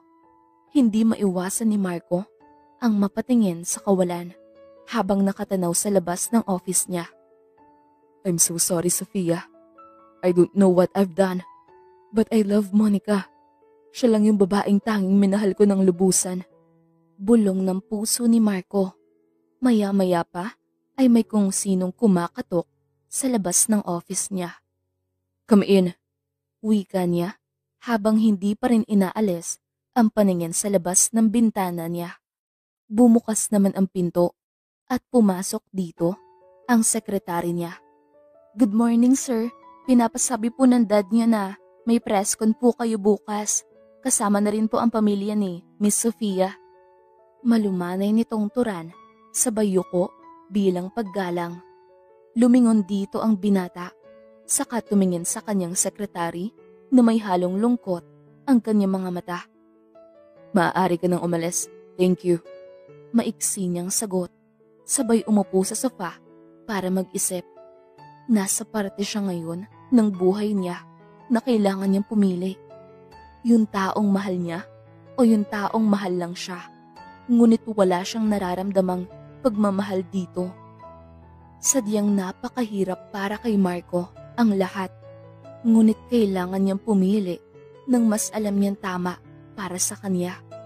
Dito masusukat ang pagitan ng damdamin at kayamanan. Sa kabilang banda naman ay inaayos ni Monica ang pagkakatupi ng damit ni Nico habang pinagmamasdan ang mahimbing na tulog ng anak. Anak, malapit ko nang maipakilala sa iyo ang ama mo. Alam kong magiging mahirap para sa iyo ang lahat. Ngunit ayaw kong manatiling sekreto ang lahat ng tungkol sa iyong ama. Bulong ni Monica habang nakatitig sa napakaamong muka ng anak na hinding-hindi mo maikakaila na kamukha ni Marco. Natigil sa kanyang pag-iisip ang dalaga nang biglang kumatok sa kanilang kwarto ng anak ang kanyang tiyahin. Monica, iha? Tawag nito mula sa labas. Pasok po, Nay. Sagot niya. Pumasok naman ang tiya Marinya. Bakit po, Nay? Malungkot niyang tanong. Anak, hinahanap ka ni Marco. Gusto ka daw niyang makausap. Turan ng tiyahin. Po? San po siya, Nay? Nandyan po ba siya? Parang nai-excite niyang tanong sa tiyahin. Tumigil ka nga muna. Para kang teenager na excited makita ang boyfriend. Pinapaalalahanan lang kita, Monica. Ayaw kong maulit ang nangyari noon na iniwan ka niya. Paalala ng tiyahin sa kanya. Opo, pasensya ka na, Nay, ha? Hindi ko kasi napigilan ang damdamin ko na ma-excite dahil mahal ko pa rin siya, Nay, hanggang ngayon. Pagtatapat ni Monica sa tiyahin. Anak, huwag mong ipakita sa kanya na sobrang nananabik ka sa pagmamahal niya. Dapat hindi mo rin iparamdam muna sa kanya na siya pa rin ang nilalaman ng puso mo. Wika ng tiyahin. Opo, Nay. Salamat po dahil nandyan ka po lagi para sa amin ni Nico. Malambing niyang pasasalamat sa tiyahin. Sabay yumakap dito. Oo naman, anak. Habang nabubuhay pa ako, lagi lang akong nandito para sa inyo. Malumanay niyang wika. Anak, alam na ba ni Nico ang tungkol dito? O hindi mo pa nasasabi sa kanya? Tanong ng tiyahin, sabay kalas sa pagkakayakap nito. Hindi pa, Nay. Hindi ko pa pinapaalam sa kanya ang tungkol dito. Malungkot niyang sabi. Mabuti naman. Saka mo nasabihin sa kanya pag ready ka na, anak. Tura ng tiya Marinya. Tumangulang ang dalaga at tumayo para ayusin ang sarili at para lumabas na rin. Ilang sandali pa ay lumabas na sa kwarto si Monica para puntahan si Marco sa sala. Paglabas niya ay nakita niya si Marco na nakatingin sa larawan na nakadikit sa dingding ng sala. Aniya, para mapansin siya nito. Napalingon naman ito sa gawin niya. Hi, nakangiting bati nito sa kanya. Lalo siyang naging pogi sa pagngiti nito. Napadalaw ka ata? Tanong agad ng dalaga, sabay lapit sa kinaroroonan ng binata. Inalalayan siya ng binata na umupo sa upuang gawa sa furniture. Gusto kitang makita at makausap. Monica, please be with me tomorrow. Pagsusumamo ni Marco sa kanya. Bakit? Saan ba tayo pupunta? Takang tanong ni Monica. Sa press con ng family namin bukas. Turan niya. Para naman pala sa family niyo, bakit kailangan ko pang sumama? Takang tanong niya ulit, sabay titig sa mga mata ni Marco. Monica, alam mo naman na may fiancé ako, di ba? But I choose you. Because I love you more than anything, Monica. Seryosong wika ng binata sa kanya. Pero, paano si Sofia at yung mga magulang niya? Nasisiguro kong magagalit yun sila Marco dahil para mo na rin silang naloko. Maang naturan ni Monica habang malungkot na nakatingin sa mga mata ng binata. Monica, pwede ko naman silang kausapin tungkol doon dahil ang magulang lang naman namin ang may gustong magkasundo kami dahil sa negosyo namin. Kahit kailan, hindi ko siya minahal dahil may nag-iisang laman ang puso ko, Monica. At ikaw yun. Mahabang paliwanag ni Marco sa kanya. Pero, naudlot ang sasabihin ni Monica dahil sa nagsalita agad ang binata. Wala nang pero. Ikaw ang gusto kong makasama habang buhay. Seryosong wika ni Marco, sabay hawak sa kanyang magkabilang pisngi at tumitig sa kanyang mga mata na may pagmamahal. Marco, tanging sambit niya nang siliin siya ng halik nito. Ninamnam ng dalaga ang matamis na halik ng binata sa kanya. Napapikit ng marahan ng dalaga dahil sa sensasyon. Namiss niya ang halik nito. Maya-maya pa ay para siyang binuhusan ng malamig na tubig nang mapagtantong baka makita sila ng tiyahin sa ganong posisyon. Agad niyang naitulak ang binata palayo sa kanya. I'm sorry. Tanging nasabi ni Marco. Marco, mag-usap na lang tayo ulit pag okay na ang lahat. Biglang lumabas sa kanyang bibig na nasabi niya. Walang nagawa si Marco kung hindi ang umalis na muna at ayusin ang gusot na kanyang nagawa. Umuwi na si Marco sa mansyon nila at nakita niyang naghihintay ang ama at ina sa sala. Marco, we need to talk. Galit na turan ng kanyang ama. Yes, Dad. May nais rin po akong sabihin sa inyo. Sagot niya, sabay lapit sa kinaroroonan ng magulang. How dare you ruin my plan? Hindi mo ba alam na isang malaking apekto ang mangyayari sa kumpanyang hinahawakan mo dahil sa kalokohan mo? Galit na wika ng ama, sabay hawak sa kanyang sentido. I know that I need to apologize about what I've done, Dad.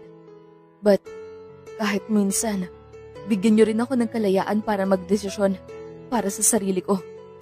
Because all my life, sa inyo lang umiikot ang buhay ko. Kung anong sinasabi mo, lagi ko yung sinusunod. Mahinang paliwanag ng binata. Anak, para rin to sa kapakanan mo. We always choose what's right for you. Malumanay na wika ng kanyang ina. No, Ma'am. You always choose what's right for you, not for me. Hindi niyo rin ba naisip ang magiging desisyon ko sa buhay? Dad, hindi po robot ang puso ko. Para sundin na lang kung sino ang gusto niyo para sa akin. Tao rin po ako, Dad. May pakiramdam at marunong magmahal. Halos naluluha niyang paliwanag sa mga magulang.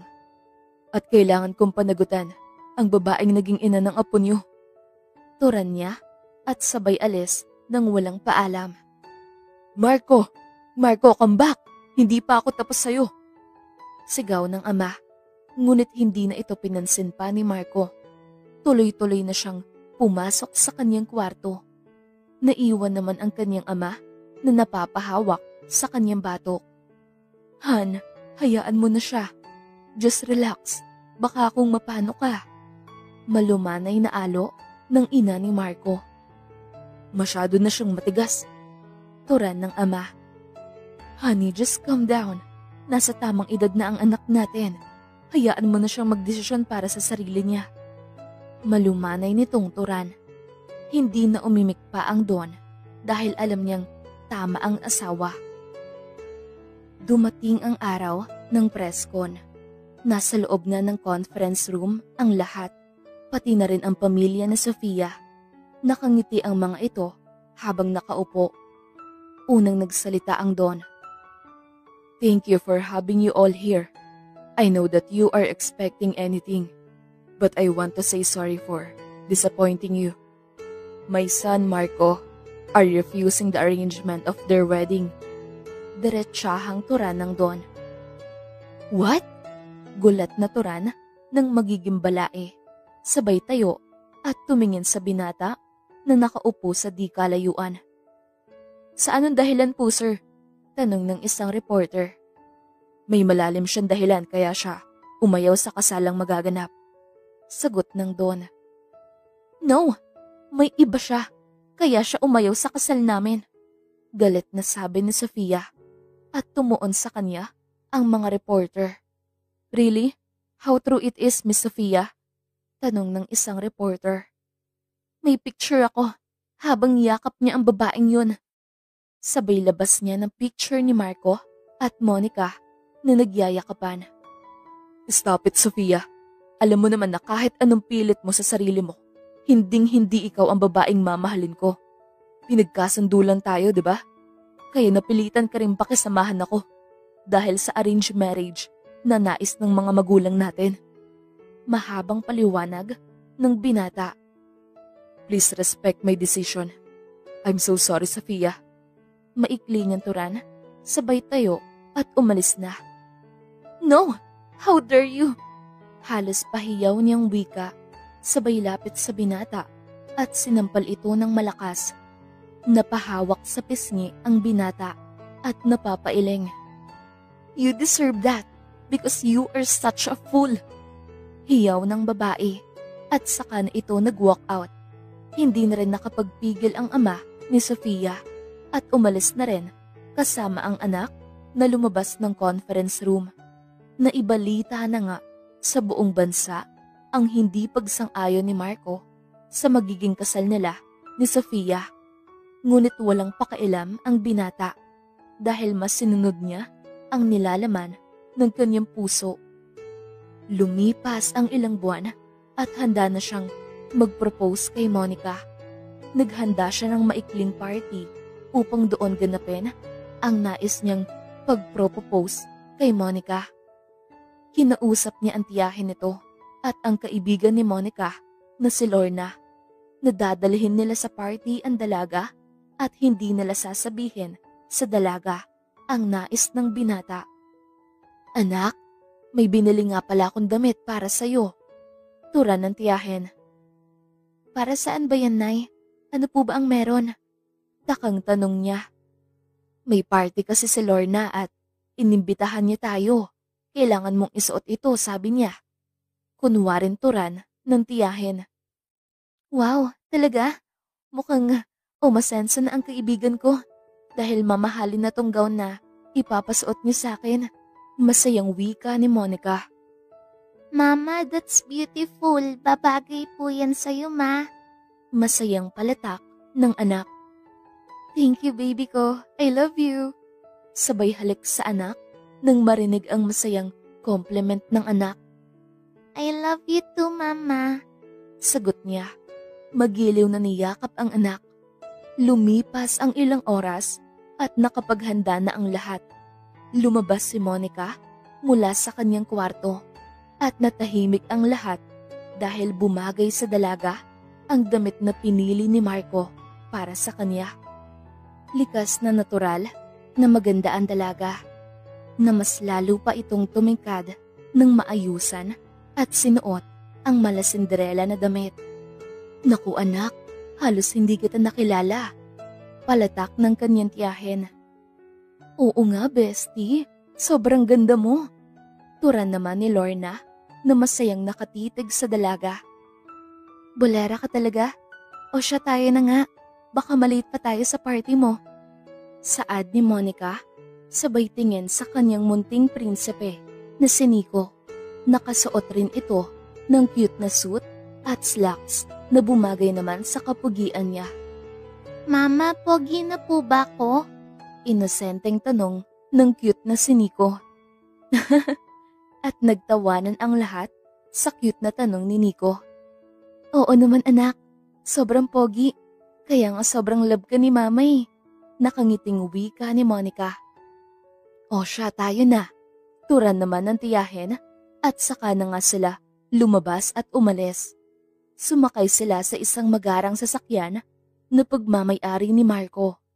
Hindi alam ni Monica ang lahat ng plano ng binata. Mga ilang minuto rin ang biyahe nila bago nila narating ang dagat na mismong napuntahan ng dalaga noong araw na kasama niya si Marco. Teka, bakit dito tayo pumunta? Takang tanong niya sa kaibigan. Kasi dito ko kasi naisipang i-celebrate yung party ko. Pagsisinungaling ng kaibigan. Bakit anak, may problema ba? Kunwaring nagtatakang tanong ng tiyahin. Wala naman po, Nay. Wika niya, sabay tingin sa labas ng kotse. Mama, ang ganda naman po dito. Ang sarap po maligo sa dagat. Masayang palatak ng bata. Ngiti lang ang isinukli ni Monica sa anak. Ilang sandali pa ay bumaba na sila sa kotse at namangha ang lahat sa ganda ng venue ng party. Napaka-eleganteng tignan na animo may ikakasal sa ganda ng decoration. Ang ganda naman, Lorna. Masayang wika ni Monica. Nagustuhan mo ba, bestie? Tanong naman ng kaibigan. Oo naman. Teka nga, saan ka ba kumuha ng panggastos sa mga to? Takang tanong niya sa kaibigan. Ngunit bigla itong umalis at pumunta sa harapan at doon umupo. Sumunod naman ang tiyahin, pati anak niya, at naiwan naman siyang nakatayo sa gitna. Biglang umilaw at tumama ito sa kinaroroonan niya. Nagtaka ang dalaga dahil bakit biglang umilaw at sumabay na rin ang malamyos na tugtugin. Natigilan ang dalaga at napatingin sa harap niya. Anong nangyayari? Bakit parang kinakabahan ako? Tanong niya sa kanyang isipan. Maya-maya pa ay may biglang lumabas sa likurang bahagi ng stage at pumunta sa harapan, sabay abot niya ng microphone. Thank you so much, Tita Marie and Lorna, for helping me to make this beautiful night. And also, to my baby Nico. I love you so much, anak. At ito yung oras na makakabawi ako sa inyo ng mama mo. Babawi ako sa mga oras na wala ako sa tabi niyo, lalo na sa inyo ng mama mo. Hayaan mo, anak, sa gabing to, nais kong maging kompleto na tayo. Sa hirap at ginhawa, seryosong turan ng binata. Unti-unti siyang lumapit sa kinaroroonan ni Monica habang umaagos ang masaganang luha sa pisngi ng dalaga. Monica, alam kong nabigla ka sa ginawa ko. Mahal, buong buhay ko na-realize na hindi lang pala sa pera sumasaya ang tao, kung hindi sa pagiging totoo mo sa lahat ng bagay, maging sa sarili mo. At ikaw yung totoo para sa akin, Monica. Ikaw yung babaeng nais kong makasama habang buhay. Will you marry me? Mahabang wika ng binata, sabay luhod sa harapan ni Monica, at saka inilabas ang isang maliit na kahon na may lamang diamanteng singsing. Hindi agad nakagalaw ang dalaga at napahawak siya sa kanyang labi na waring hindi niya alam kung ano ang magiging reaksyon. Ngunit nanaig ang damdamin ng dalaga at tumango siya sa tanong ng binata. Oo, Marco. Tanging sagot niya at agad namang isinuot ni Marco ang singsing sa daliri ni Monica. Naging puno ng kaligayahan ang gabing ito at dito na nabuo ang lahat ng pangarap ni Monica kasama si Marco. Naging masaya ang lahat sa party. Pati na rin ang magulang ni Marco ay tanggap na ang gusto ng anak at lalo silang nasayahan nang mapagtantong may apo na pala sila. Naging labis ang kagalakan ng Don at ng kanyang kabiyak dahil natupad na rin ang nais nilang magkaroon ng apo. Hindi na rin muling nagpakita pa ang pamilya nila Sofia at nanahimik na rin ang mga ito.